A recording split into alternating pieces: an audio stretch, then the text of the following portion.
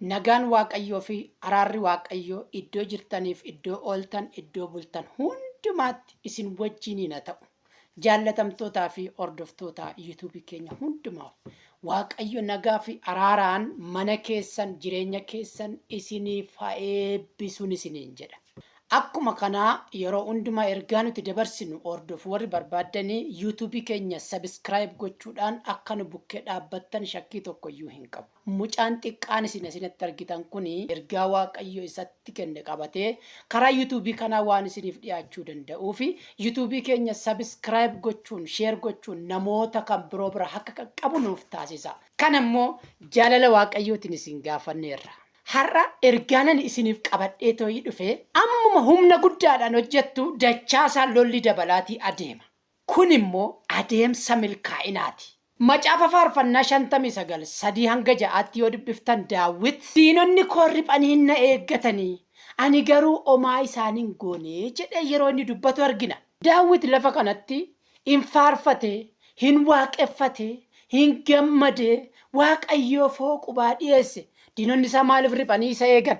Akkuma kanaa gaafa ati faarfattu, gaafa ati gammaddu, gaafa ati Waaqayyoon waaqeffattu, gaafa gooftaa keetiif galata dhiyeessitu, warri guddina kee hin jaalanne, warri gammachuu kee hin jaalanne mataatu isaan dhukkubaa jechaadha.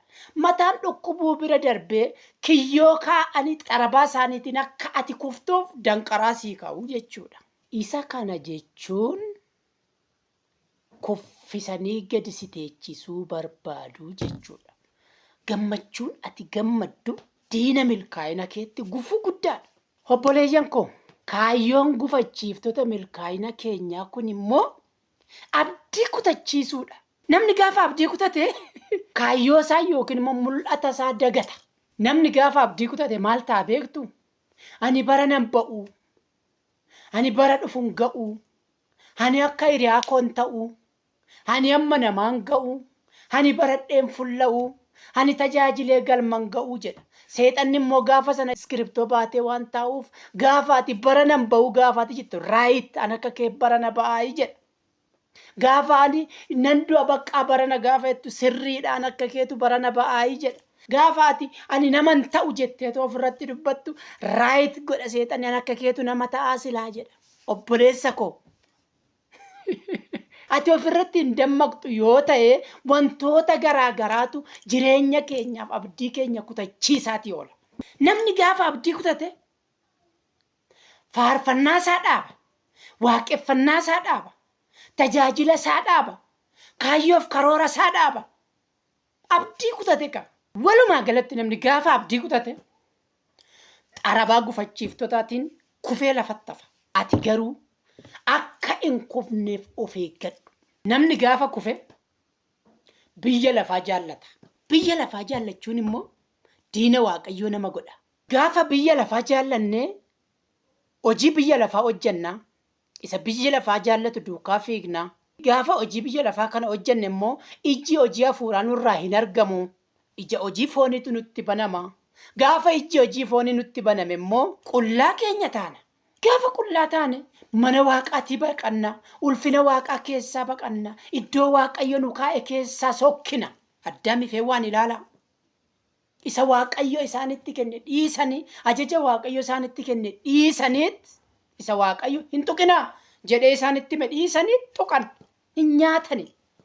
Sababa kanaan immoo iji foonii isaanitti baname, qullaa ta'ani, hin baqatani jedha. Baqachuu siyaa oolchu. Ulfina keessa, nagaa keessa, kabaja keessa, jaalala keessa baqachuu Waaqayyo siyaa oolchu. Of eeggadhu. Maqaadhumaaf jiraataadha jedhamnee too'ii waamamuun nu barbaachisu. Dhugaa hojjanna, dhugaa dubbanna. Inni dhugaa ta'e Yesuus Kiristoos waan nu wajjin jiru, waan nu barsiiseef. Jaalala mataa keenya, jaalala hiriyaa keenya, jaalala biyyaa raawwachuu otoo hin taane jaalala Kiristoos raawwachuun nurra jiraata. Maqaadhumaaf jiraataa jedhamuun nu barbaachisu, nu baasus. Maqaadhumaaf isa duukaa bu'uun nu barbaachisu. Wangeela Maatiyoos boqonnaa 7 lakkoofsa 21 irraa dhaqaati dubbifadhaa. Dhugaasaa iddoo kanatti argitu. Warri maqaadhaaf isa duukaa bu'an, warri maqaadhaaf isa jaallatan, warri maqaadhaaf maqaa dhaatanii too'ii deeman waan isaan ta'an dhaqaati ilaalaa. Akkas akka hin taane immoo har'a of eeggachuun dubbii waaqayyoo kana keessa jiraachuun dubbifachuun ittiin jiraachuun nurra jiraata. Isin jaallanna gooftaan baraa fi jireenya keessa na eebbisu.